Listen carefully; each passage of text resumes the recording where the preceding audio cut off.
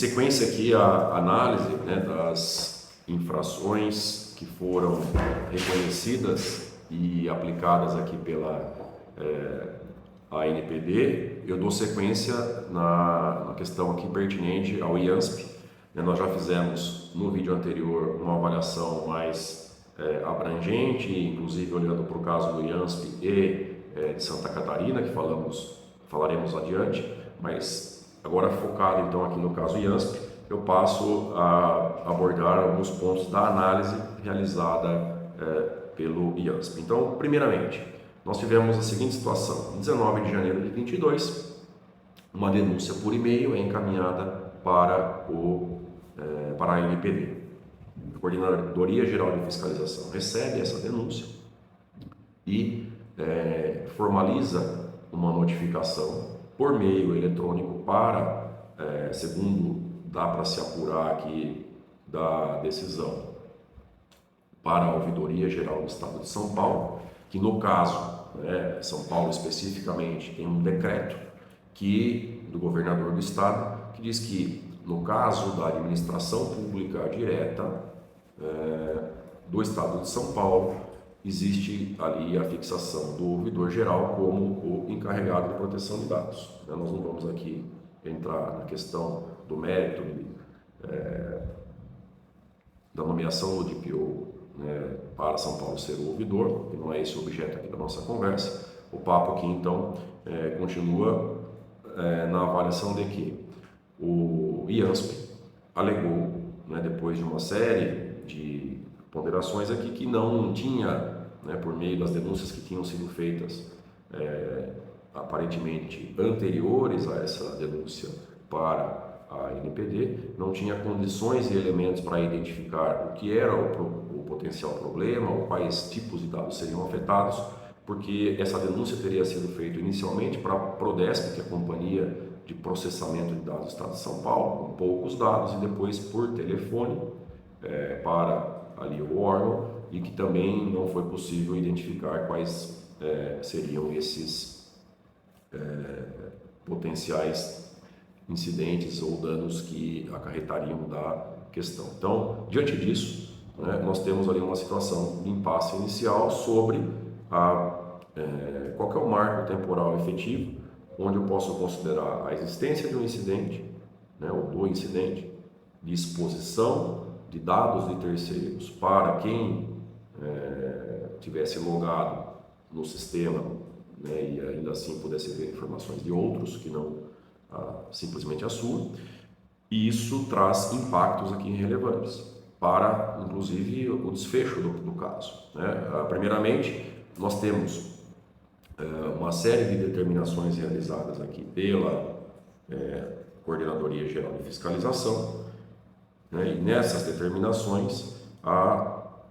dentre elas, aí nós tivemos, por exemplo, para que fosse produzida a prova da comunicação individual de todos os potenciais usuários afetados, o IANSP alegando que tinha ali aproximadamente 1.200.000, 1.250.000 usuários que poderiam ser afetados por essa questão na sua base de dados. Ali nós tínhamos tanto dados de pessoas adultas como de crianças e também de idosos, portanto dados sensíveis, até por se tratarem de informações de saúde. O IANSP trocou ali uma série de comunicações junto ao órgão. Então aqui no item 6.9 da defesa em diante, nós temos que foi inicialmente, por meio de um ofício para a ouvidoria, um pedido de prestação de informações, sendo devolvido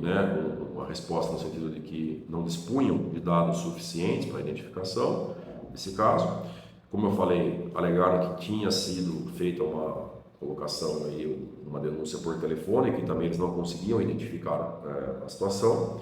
e em 15 de março, depois foi solicitado, 15 de março de 22, foi solicitado pelo IANSP quais as medidas ao IANSP, quais as medidas foram tomadas para sanar aí as vulnerabilidades. Foi solicitado também nos termos do artigo 41, né, os dados de contato do encarregado de proteção de dados. Pois bem, dito isso, depois de algumas trocas de ofício, como a próprio relatório aqui estabelece, em 2 de maio, o IANSP traz, né, que, por meio de alguns testes, confirmou-se a existência de vulnerabilidade sistêmica e que, a partir disso, teria implementado controles para restringir o acesso de dados somente a usuários autenticados. Bom, o processo prossegue, isso foi sendo ali alvo de algumas trocas de comunicações entre as partes, até que em 6 de maio, né, mais de 2 meses após aí as instaurações, há uma informação por meio de um comunicado de incidente de segurança protocolado pelo IANSP, onde afirmam que foram identificados 4 pontos de acesso, né, da API no site deles, que não contariam com controle de segurança adequado, que, portanto, né, ele, IANSP, como controlador, não teria sido capaz de apurar, ainda assim, se isso teria sido efetivamente explorado por terceiros, ou seja, se houve ou não vazamento, uso indevido de informações a partir dessa falha, isso não foi identificado. E que, aí corrigindo até uma informação que eu dei antes, poderiam ter sido afetados os dados de quase 1.490.000 pessoas. Informou ainda que não havia registro de danos aos titulares de dados. Bom, diante disso, né, em razão do regulado, no caso aqui o IANSP, não ter atendido a determinação pela Coordenadoria Geral de Fiscalização, segundo consta aqui no relatório, foi emitido um aviso pela ANPD, aviso 20 de 2022, que determinou a comprovação da comunicação individual do incidente a todos esses 1.492.000 usuários. E aí vem também a resposta do IANSP, dizendo que, de acordo com tudo aquilo que foi levantado, né, em resposta a esse ofício, apenas um único titular de dados teria sido afetado, né, e que isso teria sido comprovado, a comunicação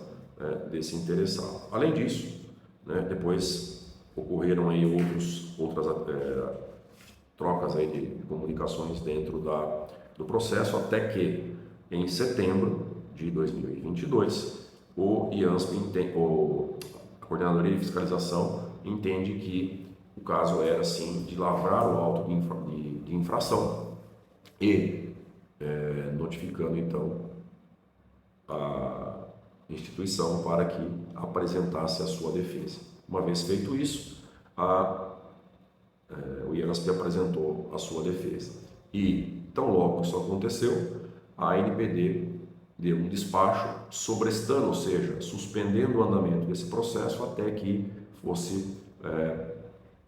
publicada a norma de dosimetria das penas, ou seja, a resolução 4, publicada agora em 23, fevereiro de 23, né, que possibilitou o cálculo para a aplicação das penalidades, né, no âmbito da LGPD. Então, o processo ficou paralisado, uma vez publicada a norma de dosimetria em fevereiro desse ano, o processo voltou a correr, chegando ao ponto da penalidade que foi publicada na imprensa oficial agora dia 6 do 10. Bom, pontos relevantes aqui para serem discutidos. Então, entendeu a ANPD que houve a violação do artigo 48 da LGPD por falta de comunicação específica, individual, de cada um dos potenciais usuários de dados que estavam ali cadastrados no âmbito do IANSP e que poderiam ter sido alvo, né, do uso indevido de dados. Então, nesse caso, o artigo 48 estabelece que o controlador deverá comunicar à autoridade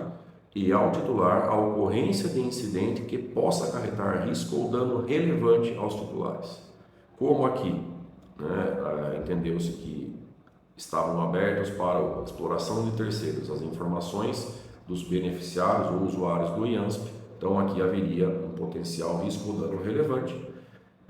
E o entendimento da autoridade foi que com cerca de 3 meses de atraso, tendo sido comprovado pelo IANSP que eles realizaram apenas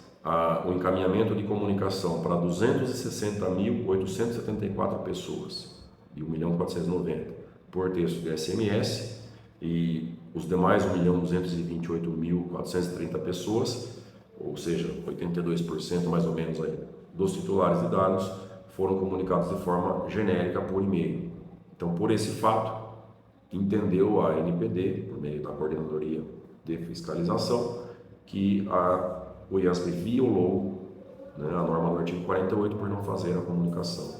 individual e específica, dizendo para cada um dos potenciais titulares de dados que tipos de dados poderiam estar expostos, né? Então, essa foi aqui a conclusão. E também houve a violação do artigo 49 por insuficiência de um sistema de segurança eficaz para o tratamento de dados pessoais dentro de uma instituição que presta assistência em saúde e que trata, portanto, dados pessoais sensíveis e, veja-se bem, em larga escala. Estamos falando aqui de 1,5 milhão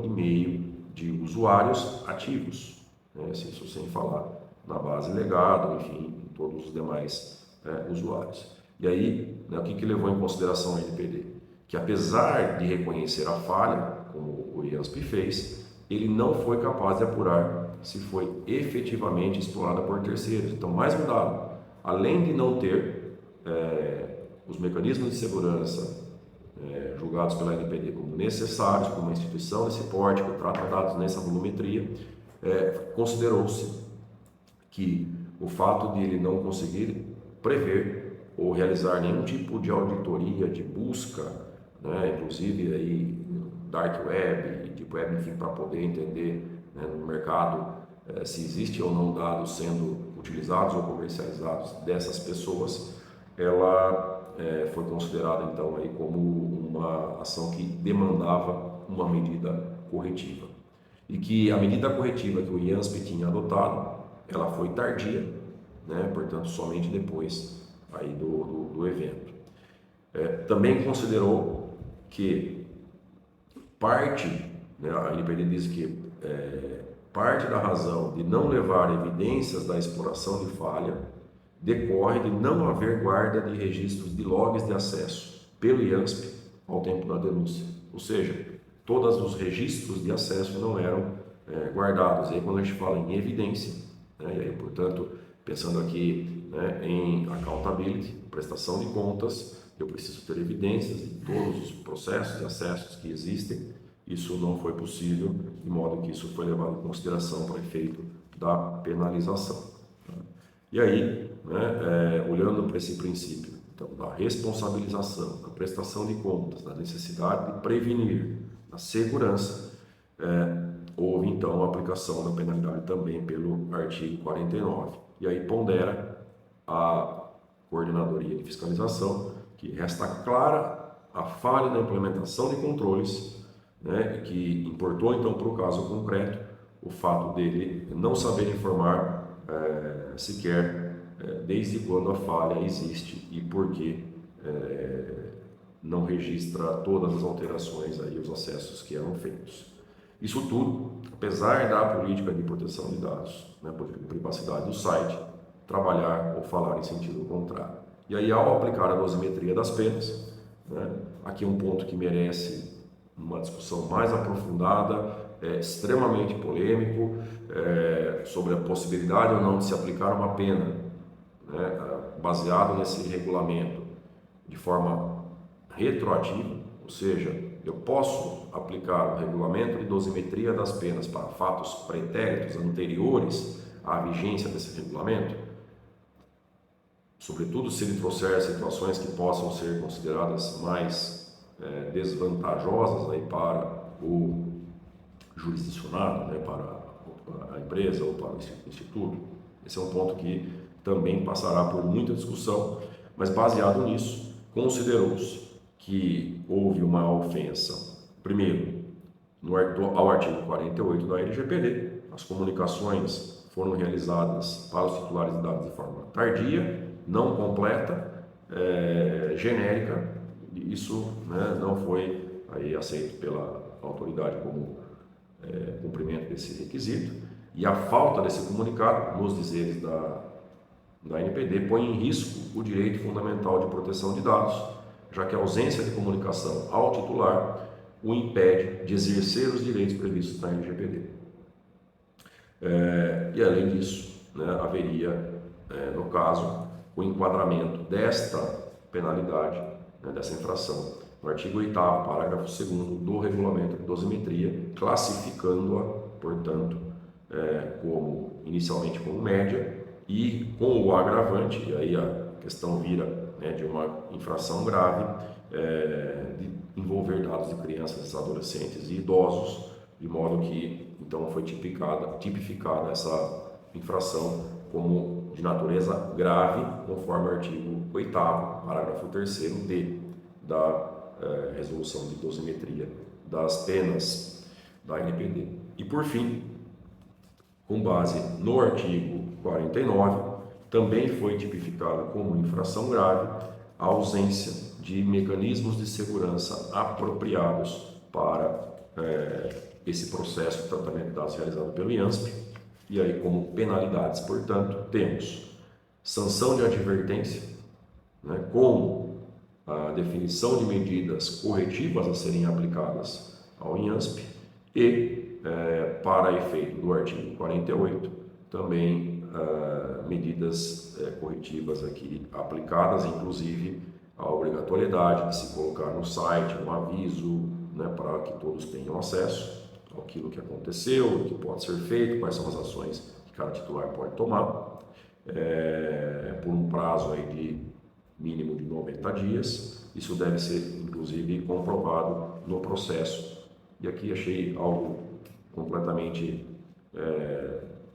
discutível, né, a comprovação dessa publicação por meio de prints e tela, algo que sabidamente no mundo do direito digital não se presta, né, a essa finalidade de provar. Mas enfim, essas as considerações, portanto, que tinha a trazer aqui, né, para efeito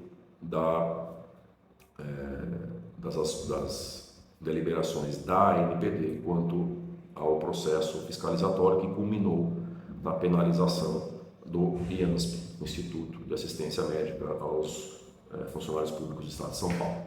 No próximo vídeo trataremos sobre a penalidade aplicada à Secretaria de Saúde de Santa Catarina. Até lá!